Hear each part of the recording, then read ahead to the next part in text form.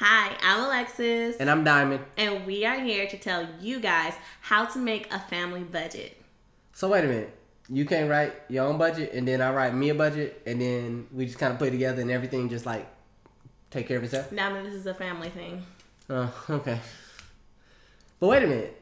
You work and you got income. I got an income. So like we got our own income. So can't we just do our thing and then everything work out? And the mortgage get paid and everything on time? No? Don't we live in the same household? Oh, yeah. Is your money my money, my money your money?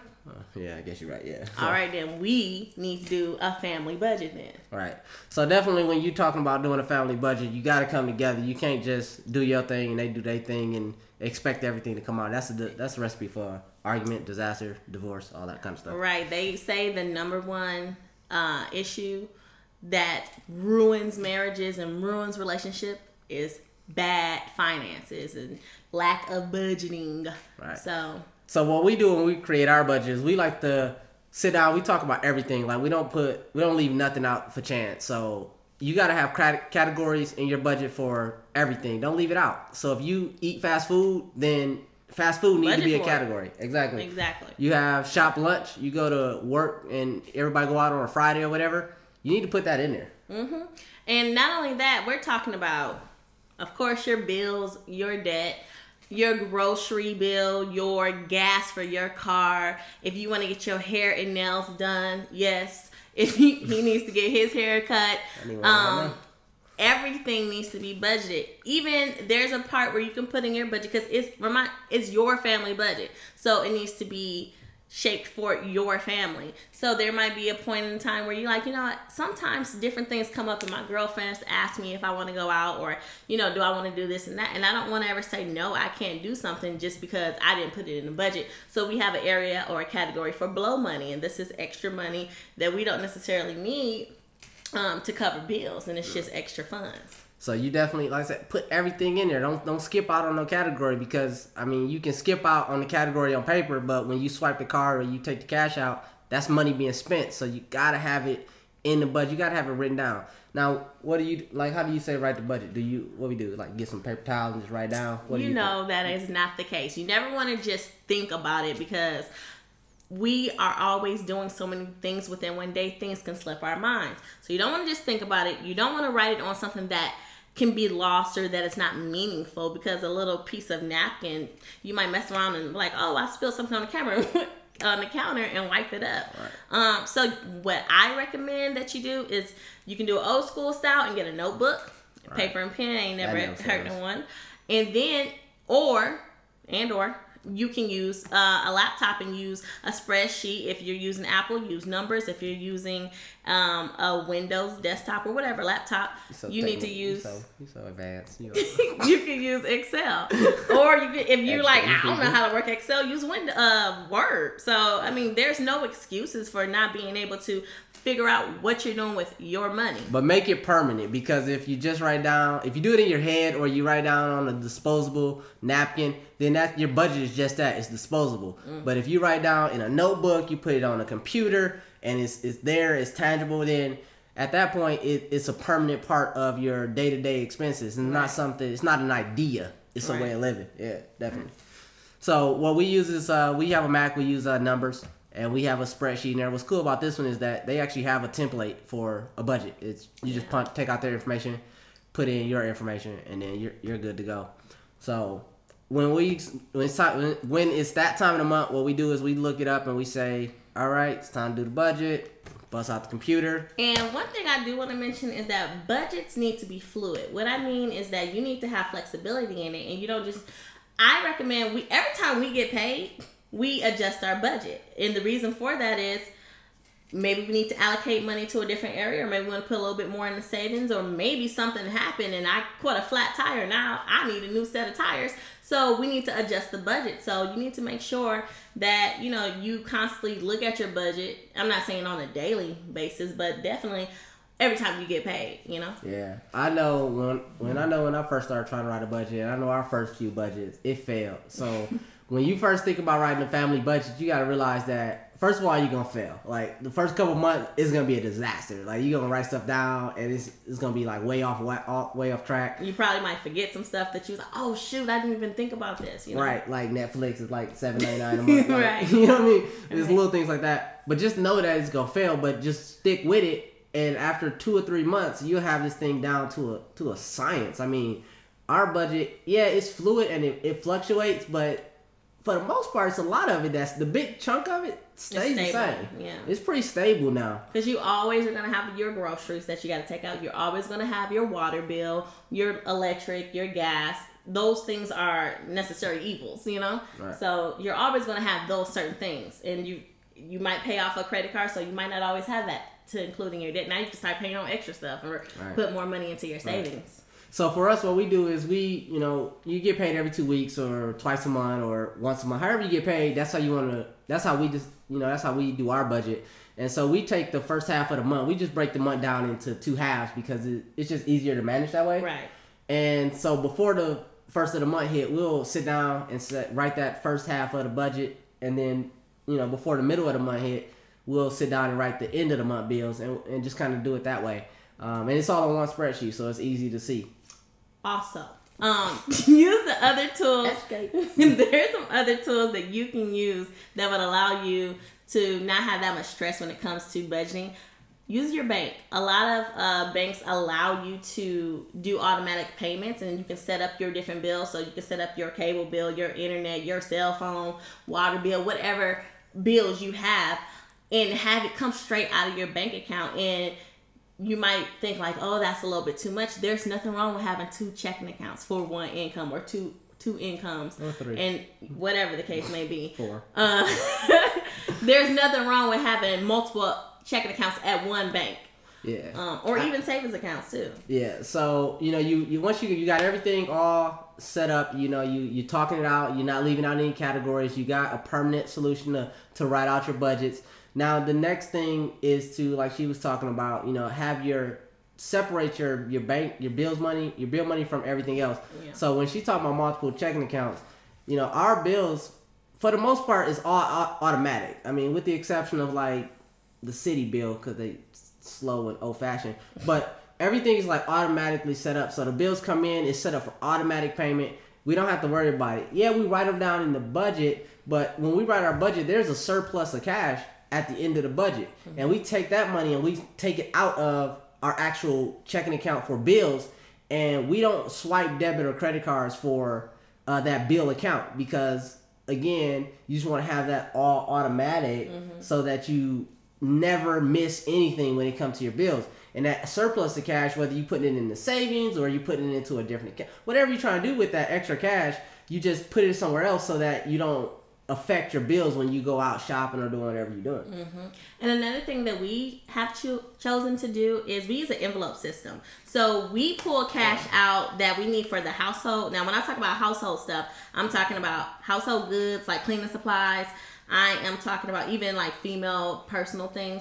I'm talking about your grocery, your gas for the car, hair money, entertainment money. Right. All that stuff we put into our envelope system. So if we need money, we just pull it out. And if we decide that maybe we used to eat out a lot, especially fast food. So we even had an area for fast food. Mm-hmm. But once that was out, we're done. And there's no more doing anything until maybe we get paid the next time to adjust the budget. Like, oh, you know what, I spend a little bit more in fast food, so maybe we should up this a little bit more. Or I drove my car a little bit more, longer or further than I usually do. Or maybe I got a new job and it's a little further away. So now you got to adjust that budget for your gas, The big thing is, it's cash. It's a beauty about cash, because when you got $100 in your pocket and when you spend it, you're done. You can't you can't spend anymore. Right. But when you got $100 in your bank account and you have a debit card, well, maybe you got $120. Guess what? You can easily spend over that $100 and spend the full $120 when you only meant to spend $60. So that's where the cash come in. That's where the envelope come in. Because when we first got together and moved and married and all that stuff, we was real young, and it was a few months where we was like, oh my God. Overdraft fees.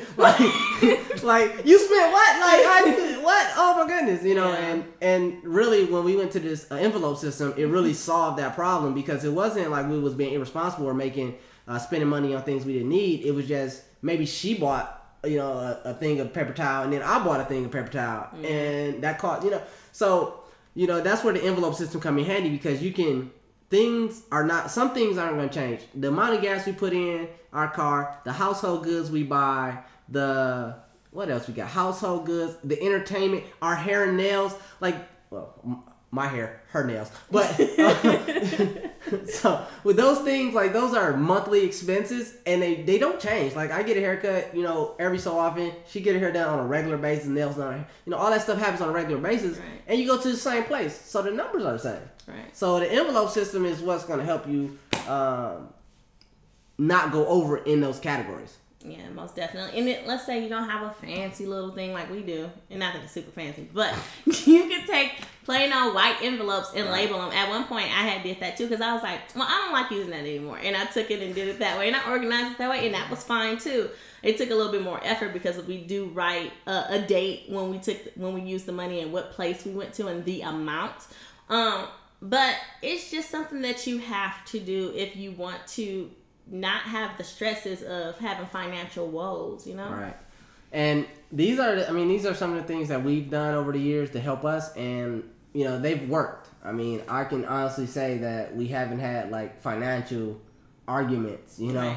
Right. And the reason is because we learned early on to sit down together, whether it's 1, 2, or 4 incomes coming in, sit down and write out what need to happen that month together.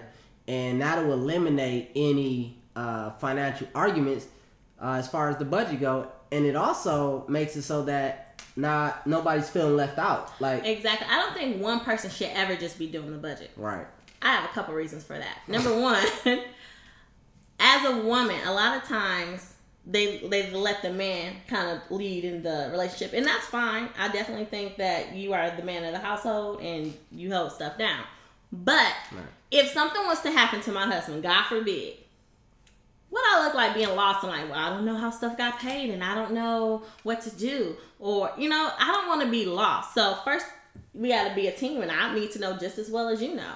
And then another thing is, I think this is another part that kind of brings us closer together, brings us so that we are going toward the same path. We're in the same chapter, same book, same chapter, same page, sentence, word. We're on point together. So I think it's never going to be a miscommunication about, well, you said you was going to pay this. Well, I forgot to pay. Like, there's no excuse, you know? So those are things that need to be done. You should never just let one person know, well, he said he was going to pay it, so I ain't going to work. No, you need to be involved just as well as the man. I think a lot of times, and I've heard stories and watched movies about the woman kind of being left out in the cold because the dude or the man, the husband, significant other, was taking it. The dude, I'm just the dude. You know, head of the household, which, like they are, but only solely handling the finances. And I think it's very critical that your family, sit down together, even if you have little kids. We don't have kids yet, but this is called a family budget. And I honestly believe that even children should be involved in this. Why? Because there's a lot of times when at school, they learn how to read, they learn how to write, math, all that goodness. But they don't learn how to budget at school. They don't learn that in elementary school. And in various classes, in very select schools, do they teach finances to high schoolers. So this is something that starts young. So if you want to, even if your child, you give them allowance, budget your allowance. What are you saving for? What do you want to spend your money on? So they can see how money is supposed to be spent and how it's supposed to be, given out. Because I think a lot of us have grown up and haven't done a family budget together, and I think even if you have kids and they say, well, Mom, I want to start doing karate or whatever, you got to look up and see how much karate costs and put that into the budget, So I think it's important. When I say a family budget, I mean everybody, And also, like, when you talking about, when you have like, when you have your account, whether you have your finances together or if it's separate, there is going to be a surplus of cash. And what you're going to do with that cash, you have to talk to each other and figure out, what's the direction for that surplus of cash. Now, one thing that I can say that you don't want to be too strict on. You want to have categories where you just have some money. Like I know I like to have money in my pocket. Like if I want to stop at the gas station on the way home, like you want to have some pocket cash, some blow money, and so with that, you want to have it set up so that you have some cash. So if you see something, you want to buy something, you're not like, oh God, I can't buy this. This is a great deal, but I can't buy it because I gotta go home and talk to the wife and look at the budget and see what we can and can't do. Yeah. And that's where that extra cash come in, that you want to have the ability to have some flexibility with the budget, because you got to understand that this is a living, breathing document. It's not it's not finalized. Right. It's always going to be changing. Yeah. So, and don't be afraid to budget your savings too. Like, well, shoot, that's like the first thing. Like, yeah. Saving, Don't when you pay your bills, you also need to be putting money in your savings, because you never know when a rainy day is going to come. People pass away all the time, or different things that happen, and when you live far from other people and you gotta fly places and rent a car and all that stuff costs money. And God forbid you lose your job or something. Emergency fund, basically, is what it comes down to, is having some type of cash set aside, so when things happen out of the ordinary, you can adjust for those things, and you don't have to go into debt to replace, like you said earlier, a blown tire. Yeah. You want to have an emergency fund, and that's going to come from your savings. So definitely an emergency fund is going to be crucial to the success of your budget, because you can budget all you want, but if you have an emergency and you got to pull out your budget and something has to get fixed or has to get done, and you just have to blow through your budget, I mean, you basically just wasted, however long it took you to write it, and that whole month is threw off track, and probably the next month as well.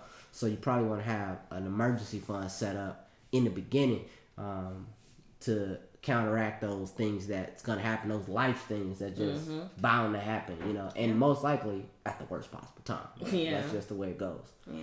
Mm-hmm. So there's not too much more that I want to say. I can't tell you, because we all make different amounts of money. I can't tell you, well, you need to put this percentage this way and you need to do this percentage in savings and checking and all that.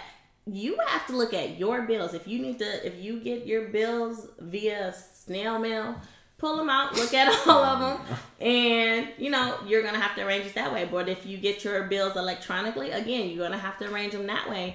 And look at your bills. Look at your debt. A lot of people tend to not want to look at that debt, and that's something that has to be paid, and that's something that should be included in your budget too. Right. And once you start paying stuff off, that frees up extra money where you can put in savings or start paying off some extra stuff or buy that dream car you've always wanted. Right. So, I mean, I know this is just the way we do it with the computer and the spreadsheet, but I mean, I'm sure you probably have a way you do it, and it might be different, and it might work very well for you. So if you have some other suggestions or tips, we'd love to hear from you. Just go ahead and put some comments down below, and we can start a discussion about it. We also have more videos coming, so if you want, go ahead and subscribe to the channel and see what else we got coming out for you.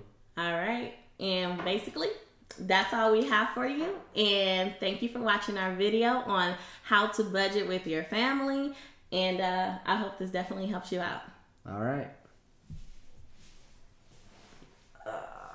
I think that was a little long. It was long. I think we kind of went on tangents. But I think it was good. How long is it? Oh God, it's like